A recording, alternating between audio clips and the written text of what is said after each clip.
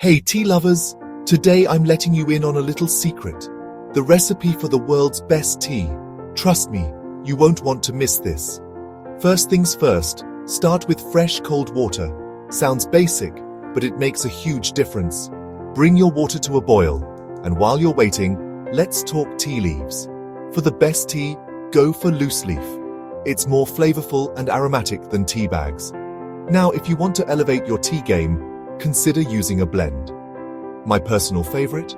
A mix of Darjeeling and Assam. It's got the perfect balance of lightness and richness. Once your water is boiling, pour it over your tea leaves. Here's the trick. Let it steep for exactly 3 minutes. Any longer and it'll get bitter. Any shorter, and you'll miss out on the full flavor. While your tea is steeping, let's talk about sweeteners. Honey and agave are great natural options. And for a little extra kick, try a splash of lemon or a sprig of mint. Finally, strain your tea into a cup and take a moment to breathe in that incredible aroma. Sip slowly and enjoy every drop. There you have it, the world's best tea recipe.